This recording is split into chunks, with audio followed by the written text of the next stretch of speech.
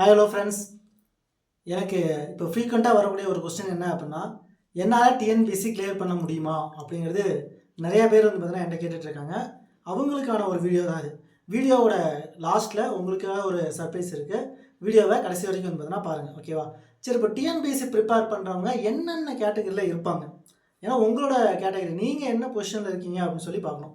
First ஒன்று married கேர்ளாக இருப்பாங்க, இல்லை மேரிடு பர்சனாக இருப்பாங்க, வித் சைல்டோடு இருப்பாங்க. இல்லைனா கரெக்டாக மேரிடு பர்சன் வித் சைல்டோடு இருப்பாங்க. ரெண்டாவது யார் இருப்பாங்க அப்படின்னு பார்த்தோன்னா, ஃபினான்ஷியலி அன்ஸ்டேபிள் பர்சனாக இருப்பாங்க.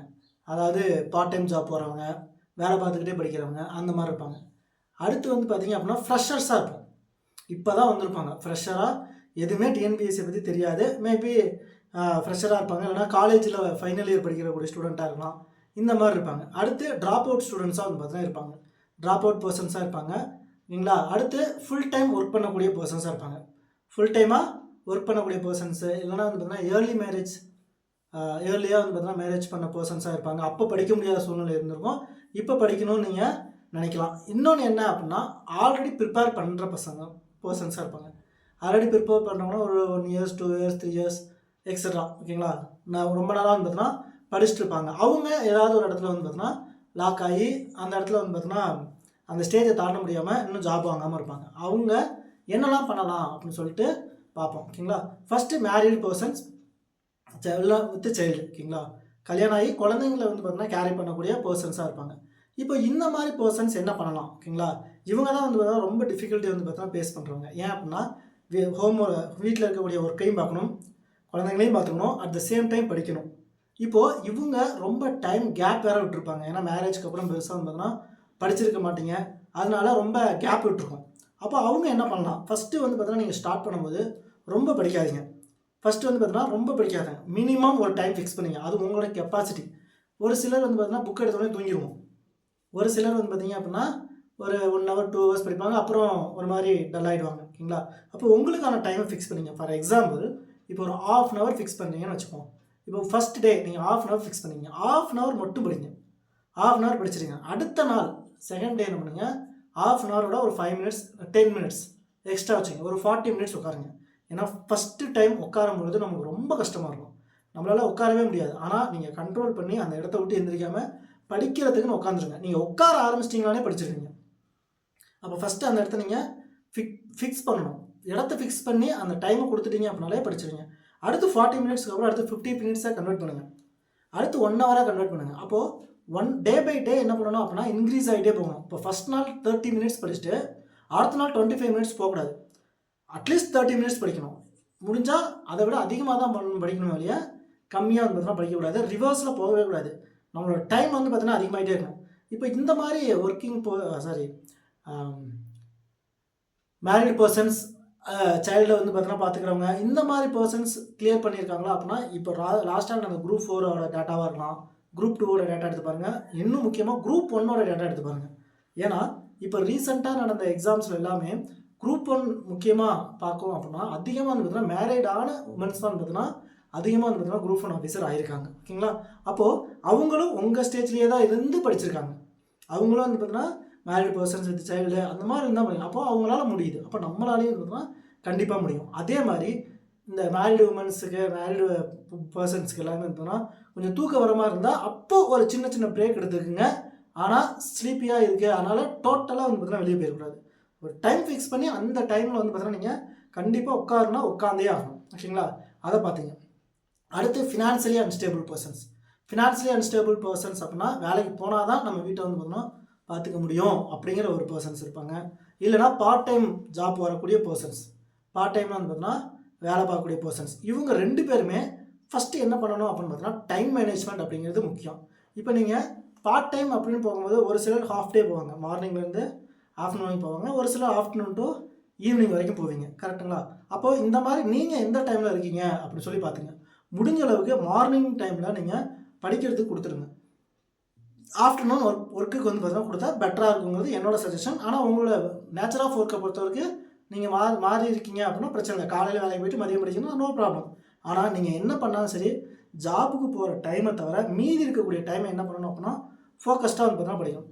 இந்த டைமில் நீங்கள் நிறையா வந்து பார்த்திங்க அப்படின்னா ஆன்லைனில் கிளாஸஸ் பார்க்கலாம், ஆன்லைன் டெஸ்ட் பேட்ச் போட்டு பார்க்கலாம்.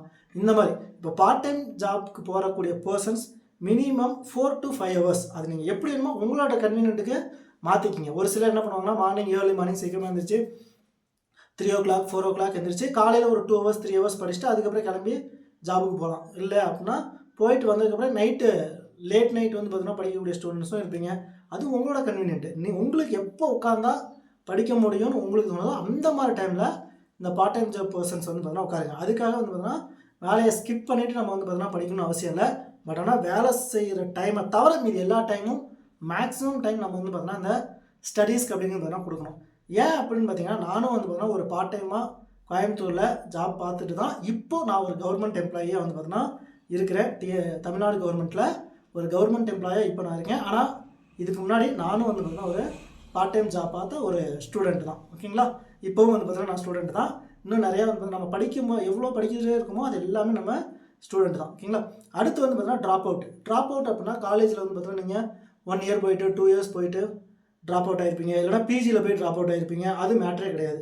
நீங்கள் 10th முடிச்சிருந்தீங்கனாலே போதும், நீங்கள் டிஎன்பிசிக்கு எலிஜிபிள். ஏன்னா மினிமம் குவாலிஃபிகேஷன் அப்படிங்கிறதே நமக்கு 10th தான் Group 4க்கு. அப்போது 10th முடிச்சிருந்தாலே போதும், நீங்கள் குவாலிஃபிகேஷன் ஆகிட்டீங்க. அப்போது ட்ராப் அவுட் அப்படிங்கிறது மேட்ரு கிடையாது.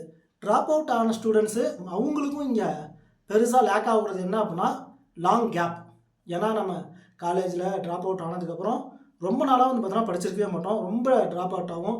இவங்களும் என்ன பண்ணணும் அப்படின்னா ஆல்ரெடி நான் சொன்ன மாதிரி ஃபஸ்ட்டு அந்த லைனை வந்து பார்த்தீங்கன்னா பிக்கப் பண்ணணும். ஐ மீன் உட்கார கற்றுக்கிறது எப்படி அப்படின்னா ஃபஸ்ட்டு ஆல்ரெடி சொன்ன மாதிரி தான் 30 minutes உட்காருங்க. அப்படியே கொஞ்சம் கொஞ்சமாக 10 minutes இன்க்ரீஸ் பண்ணிகிட்டே போய் ஒரு இடத்துல நீங்கள் உங்களை அறியாமையே 10 hours 8 hours 10 hours அப்படின்னு படிக்க ஆரம்பிச்சிருவீங்க. அப்போது ட்ராப் அவுட் அப்படிங்கிறது மேட்டர் கிடையாது. இப்போ நீங்கள் என்ன வந்து பார்த்தீங்கன்னா நீங்கள் எஃபர்ட் போடுறீங்க அப்படிங்கிறதான் உங்களை வந்து பார்த்தீங்கன்னா டிசைட் பண்ணும், உங்களுக்கு எக்ஸாம் வந்து பார்த்தீங்கன்னா கிளியர் பண்ண வைக்கும். ஓகேங்களா? அப்போ இப்போ நீங்கள் வந்து பார்த்தீங்கன்னா எஃபர்ட் போடுறதுக்கு ரெடியாக இருந்தால் போதும். நீங்கள் ட்ராப் அவுட் அப்படிங்கிறது ஒரு மேட்டரே வந்து பார்த்தீங்கன்னா கிடையாது.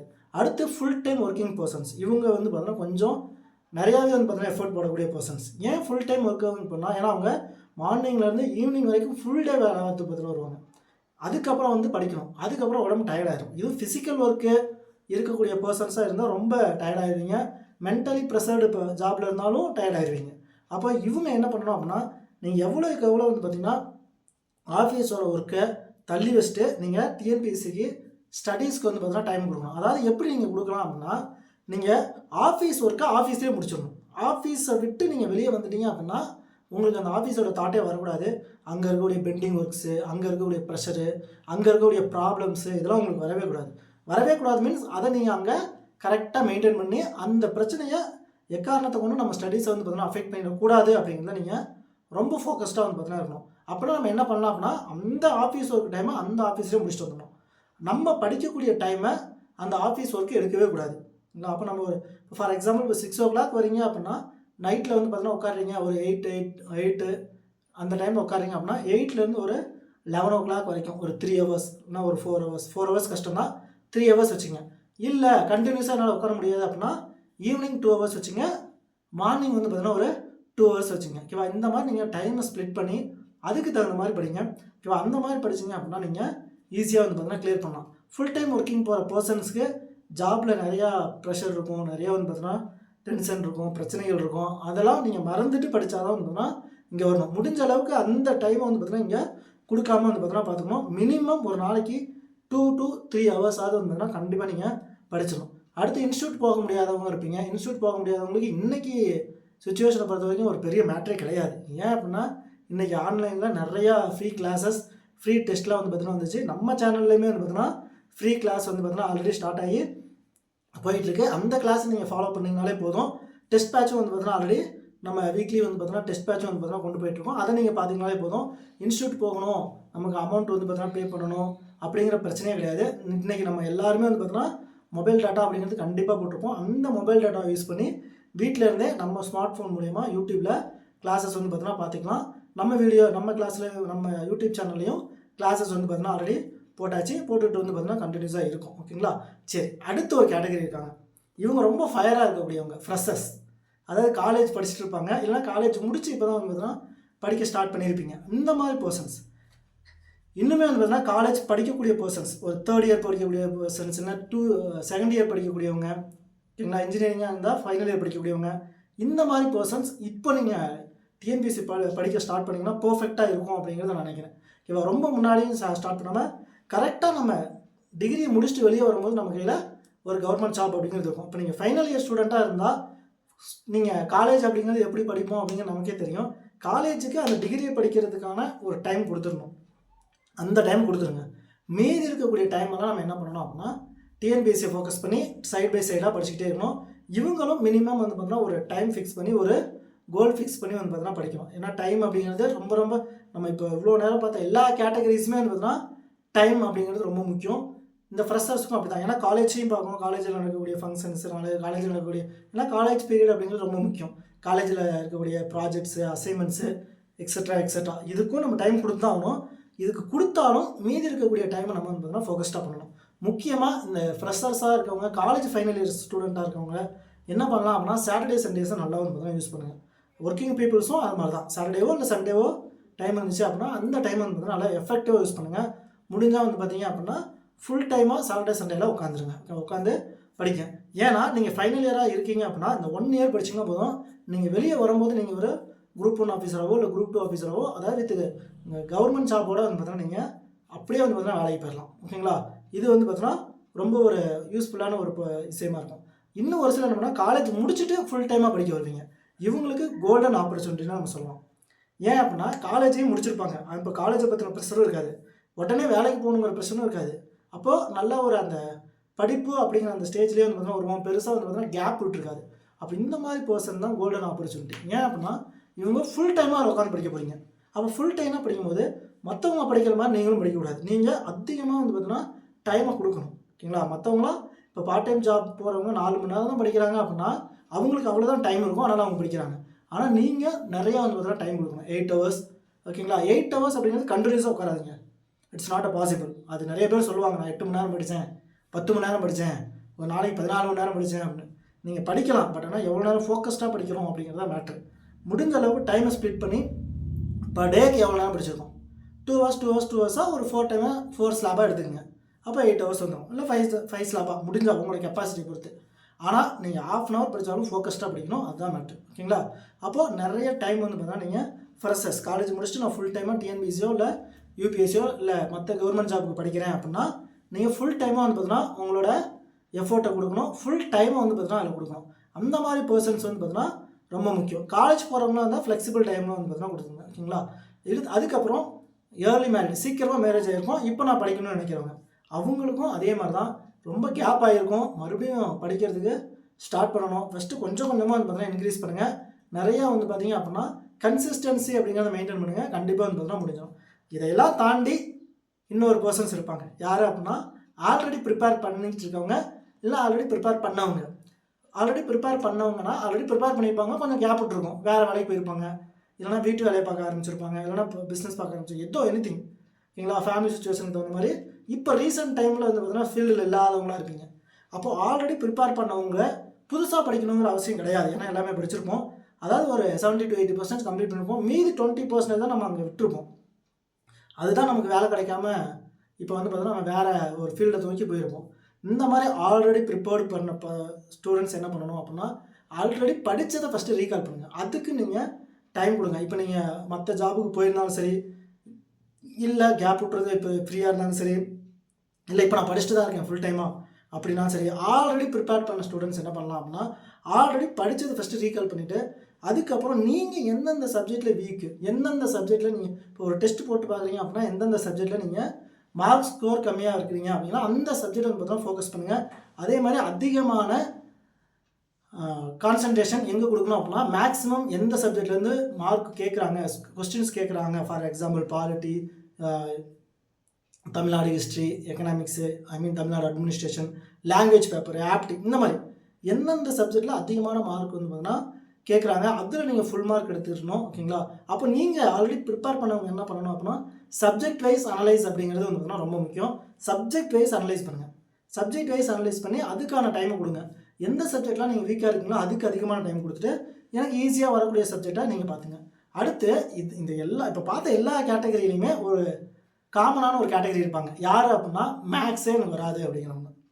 அந்த மேக்ஸே வராது அப்படிங்கிறவங்க நம்ம ஸ்கூலில் படித்த மாதிரி நம்ம பார்த்தோம்னா பெரிய பெரிய ஃபார்முலாஸு பெரிய பெரிய டெரிவேஷன்லாம் இங்கே சால்வ் பண்ண போகிறது கிடையாது.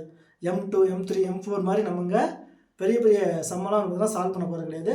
ஒரே ஒரு மார்க் கொஸ்டின் தான், ஓகேவா? ஒன் மார்க் மட்டும் தான் இருக்கும். அதிலே 4 ஆப்ஷன் கொடுத்துருப்பாங்க. ஆப்ஷன் தான் முடிஞ்சு. இப்போ இந்த மாதிரி மேக்ஸே வராதவங்க என்ன பண்ணுவாங்க அப்படின்னா, என்ன பண்ணணும் அப்படின்னா 2 விஷயங்கள் பண்ணணும். ஃபஸ்ட்டு, ஒரு நாளைக்கு மேக்ஸுக்குன்னு 1 ஹவர் கொடுத்துருங்க. அது ஒரு ஃபஸ்ட்டு. அதே மாதிரி போட்ட ஆல்ரெடி உங்களுக்கு எந்த டாபிக் தெரியுமோ இல்லைனா எந்த டாபிக் ஃப்ளூவெண்ட்டாக இருக்கோ அந்த டாபிக் கொஸ்டின்ஸை 2 சம்மாவோ இல்லை 3 சம்மாவோ போட்டு பாருங்கள். அது கூட எனக்கு ஆன்சரே வராத டாபிக்ஸ், கஷ்டமான டாபிக்ஸ், அது மென்சுரேஷனாக இருக்கலாம், HCF LCM இருக்கலாம், இல்லை டைம் அண்ட் ஒர்க்காக இருக்கட்டும், எனிதிங், அந்த சம்மை 2 சம்மை வந்து பார்த்தீங்கன்னா நீங்கள் ப்ராக்டிஸ் பண்ணிகிட்டே இருங்க. போட்ட சம்மையை மறுபடியும் போடுங்க, ஒன்றும் பிரச்சனையே கிடையாது. நீங்கள் எவ்வளோக்கு எவ்வளோ போட்ட சம்மை மறுபடியும் ப்ராக்டிஸ் பண்ணுறீங்களோ அந்த வே ஆஃப் அந்த சொல்யூஷன் கண்டுபிடிக்கக்கூடிய அந்த வே வந்து பார்த்தீங்கன்னா கிடச்சிடும். அப்போ அந்த மாடலை வச்சு நீங்கள் என்ன சம் வந்தாலும் நீங்கள் ஈஸியாக போடலாம். அப்போ மேக்ஸ் வராத அப்படிங்கிறவங்க பயப்படவே தேவையில்ல. மேக்ஸுக்குன்னு ஒரு பர்டிகுலர் டைம் கொடுத்துருங்க. அது 1 ஹவர் ஆகலாம், 2 ஹவர் ஆகலாம், இல்லை ½ ஹவர் கூட இருக்கட்டும். ஆனால் கண்டிப்பாக ரெகுலராக நீங்கள் அதை பண்ணணும். ஏன்னா மேக்ஸை பொறுத்த வரைக்கும் நீங்கள் மேக்ஸ் அண்ட் ரீசனிங் 2 சேர்த்து சொல்கிறேன். மேக்ஸு ரீசனிங், ஆப்டி ரீசனிங், இந்த 2மே உங்களுக்கு கன்சிஸ்டன்சி இருந்தால் ஈஸியாக வந்துடும். ஆனால் கன்சிஸ்டன்சி இல்லைன்னா மறந்து போயிடும். ஓகேவா? மறந்து போயிடும் மீன்ஸ் ரொம்ப கேப் விட்டுருச்சுன்னா நமக்கு டக்குன்னு அந்த பிக்கப் கிடையாது. டைம் சால்வ் பண்ணுறது ரொம்ப டைம் எடுத்துக்கும். ஓகேங்களா? ரொம்ப டைம் வேஸ்ட் ஆகும் எக்ஸாம் ஹாலில்.